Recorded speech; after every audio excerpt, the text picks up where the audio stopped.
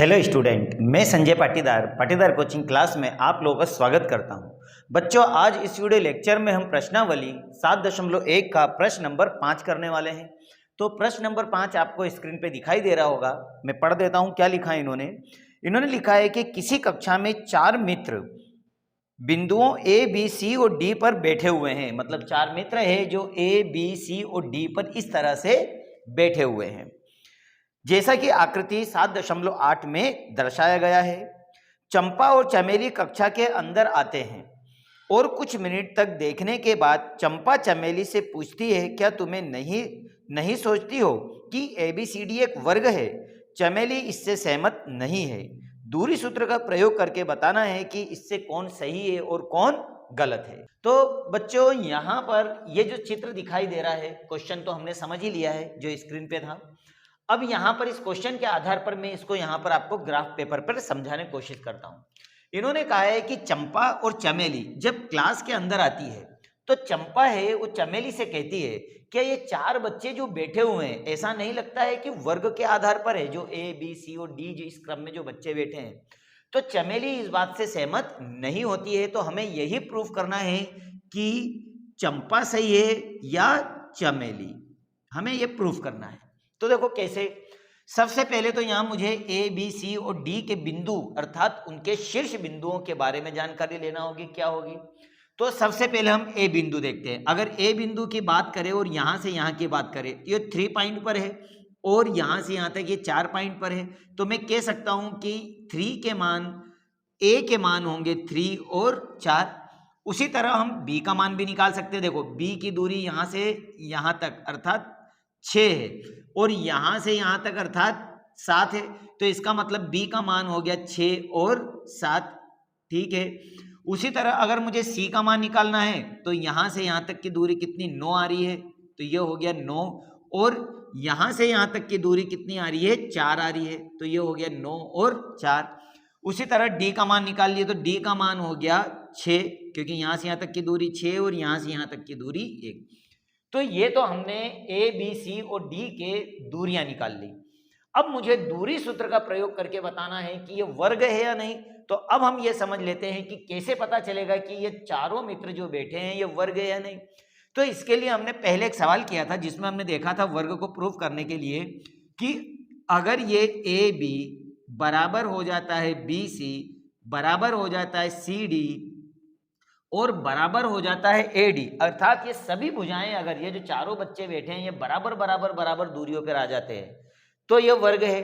साथ मुझे ये भी बताना है कि जो इसके विकर्ण हैं ये वाले, ये विकर्ण भी बराबर बराबर होना चाहिए, अर्थात AC बराबर होना चाहिए BD, तो यह वर्ग होगा, अन्यथा यह वर्ग नहीं होगा। यहां कहने का सीधा सा मतलब है कि मुझे दूरी सूत्र का इस्तेमाल 6 बार करना होगा।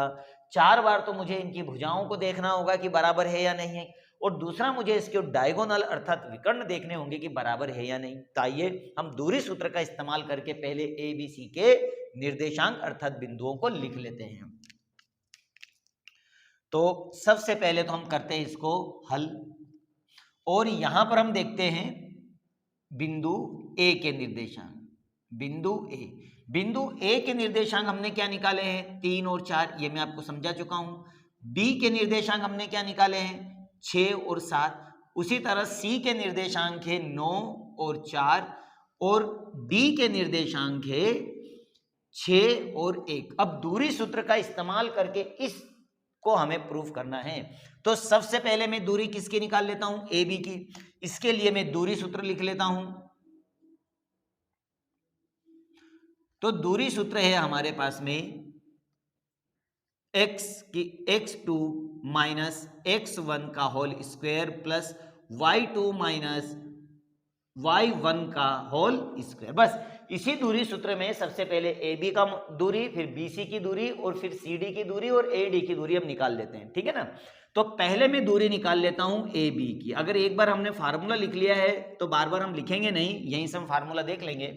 AB का मतलब ये हुआ कि ये x1 हुआ, ये y1 हुआ, ये x2 हुआ और ये y2। बस अब यहां मान रख दीजिए। x2 का मान कितना है हमारे पास, 6 माइनस x1 कितना है, 3 का होल स्क्वायर प्लस अब उसी तरह y2 का मान है 7 माइनस y1 का मान है 4, अब बराबर रूट में। अब 6 में से 3 को जब हम घटाएंगे तो बचेगा 3 का होल स्क्वायर प्लस 7 में से 4 जाएंगे तो बचेंगे 3। अब इनको जब हम सॉल्व करेंगे तो 3 3 9 और 3 3 9 इसका होल स्क्वायर और 9 9 आ जाएंगे 18। ठीक, अब 18 के फैक्टर देखो इस तरह से कर लीजिए, तो 18 के फैक्टर करोगे 2 9 18, फिर ये आ जाएगा 3 3 9 और 3 एकम 3, अर्थात यहां से 3 का हम एक जोड़ा बना सकते हैं इस जगह से। तो यहां पर मैं इस तरह से लिख सकता हूं कि 3√2 ये आ गया हमारा पहला दूरी मान, अर्थात पहला मान हमने निकाल लिया। अब ए बी की दूरी तो आ गई, अब मैं दूरी किसकी निकाल लेता हूं, बी और सी की। तो देखिए बी सी की दूरी, तो बी सी बराबर क्या होगा, बी सी का मतलब है ये x1 y1 x2 और y2। ओके, अब x1 y1 के मान रखते चले जाइए यहां पर। तो सबसे पहले देखिए x2 का मान है 9, ठीक है, माइनस x2 का मान है 6 का होल स्क्वायर प्लस y2 है हमारे पास 4 माइनस 7 का होल स्क्वायर बराबर। अब इसको सॉल्व करोगे तो 9 में से 6 गए तो बचेंगे 3 का होल स्क्वायर प्लस 4 में से 7 जाएंगे तो माइनस 3 का होल स्क्वायर। अब इसको सॉल्व करेंगे तो 3 3 9 और 3 3 9 और इन दोनों को सॉल्व करने पे आ जाएगा 18 और 18 के फैक्टर अब भी हमने किए थे 2√2, तो सॉरी 3√2, तो यहां आ जाएगा 3√2। तो ये आ गया हमारा सेकंड मान, आसान था। आइए इसी तरह अब हम निकाल लेते हैं सी डी की दूरी। तो ये हो गया सी डी बरोबर, अब सी डी का मतलब है कि ये हो गया x1 y1 और ये हो जाएगा x2 और y2। चलो वैल्यू रखें, x2 का मान कितना है 6 माइनस x1 का मान कितना है 9 का होल स्क्वायर प्लस y2 का मान है 1 माइनस y1 का मान है 4 का होल स्क्वायर। सेम यही वापस जाएगा यहाँ पर। अब 6 में से 9 जाएंगे तो बचेंगे -3 का होल स्क्वायर प्लस -3 का होल स्क्वायर इक्वल। अब इसको सॉल्व करेंगे तो 3 3 9 माइनस माइनस प्लस हो जाएगा, सेम वही माइनस माइनस प्लस और 3 3 9 दोनों का मल्टीप्लाई होगा 18 और 18 के फैक्टर हो जाएंगे 3√2। तो ये भी हमारा वही मान आया जो ऊपर आया था, देखिए सेम। अब लास्ट और हम एक बार चेक कर लेते हैं ए डी का मान निकाल के सेम आता है कि नहीं आता है। तो देखिए ए डी की दूरी का मतलब है x1 y1 और ये हो गया x2 और y2। अब ए और डी पे ध्यान रखना, x2 का मान कितना है 6 माइनस 3 का होल प्लस, अब y2 कितना है 1 माइनस y1 है हमारे पास 4 का होल स्क्वायर। चलो इसको सॉल्व कर लीजिए। अब तो इसको हल करने पर 6 में से 3 जाएंगे तो बचेंगे 3 का होल स्क्वायर प्लस 4 में से 1 जाएगा तो -3 का होल स्क्वायर। 3 3 9 और माइनस माइनस प्लस 3 3 9 और ये आ जाएगा 9 9 18 और इन दोनों को सॉल्व करने पे आएगा हमारे पास में 3√2। तो देखो यहां पर देखिए तीनों मान सेम है। तो देखो पहली कंडीशन तो हमने क्लियर कर दी कि हाँ ठीक है, इसकी चारों भुजाएं बराबर है। अब एक चीज और हम देख लेते, क्या इसके विकर्ण भी बराबर है। अगर इसके विकर्ण बराबर आ जाते हैं तो फिर ये वर्ग ये अर्थात संपा सही है। तो देखिए अब निकाल लेते हैं हम विकर्ण अर्थात AC की दूरी। तो AC बराबर क्या, AC बराबर हो जाएगा हमारे पास में ये रहा A और ये रहा C, x1 y1 और ये हो गया x2 और y2। चलो पहले हम देखते हैं सूत्र के आधार पर x2 का मान 9 माइनस 3 का होल स्क्वायर प्लस फिर क्या हो जाएगा 4 माइनस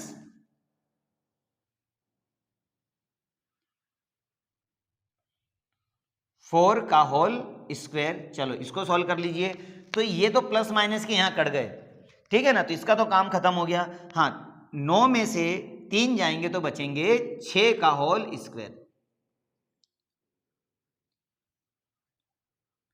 ठीक है। 6 का अगर हम करेंगे तो छाई 36 और 36 का वर्गमूल होता है 6। अब आगे बढ़िए, अब हम निकाल लेते हैं ए सी का मान निकाला, अब हम निकाल लेते हैं बी और डी का मान। तो देखो बी और डी का मान अगर बात करें तो x1 y1 और ये हो जाएगा x2 और y2। अब हम निकालते हैं b और d की दूरी। तो b d की दूरी में सबसे पहले देखो x2 का मान, तो x2 का मान कितना है 6 माइनस 6 का होल स्क्वायर, क्योंकि x1 का मान 6 है। उसी तरह y1 का मान क्या है 1 माइनस 7 का होल स्क्वायर। चलो इसको सॉल्व कर दीजिए, तो ये धन इनके यहाँ कैंसल, मामला खत्म हुआ। 7 में से 1 जाएगा तो बचेगा -6 का होल स्क्वायर, लेकिन माइनस माइनस प्लस 36 और 36 का वर्गमूल होता है 6। आसान है। देखो यहां पर हमने इनकी सभी साइडों को देखा इक्वल आए, इनके डायगोनल को देखा इक्वल आए। इसका मतलब ये है कि जो इस ग्राफ के अंदर जो बच्चे बैठे हैं चारों ए बी सी, ये वर्ग के आकार वर्ग में ही बैठे हैं, अर्थात यहाँ चंपा सही है और चमेली गलत है। तो हम कह सकते हैं कि दिए गए बिंदु या दिए गए बैठे गए बच्चे वर्ग के आकार में ही बैठे हुए हैं।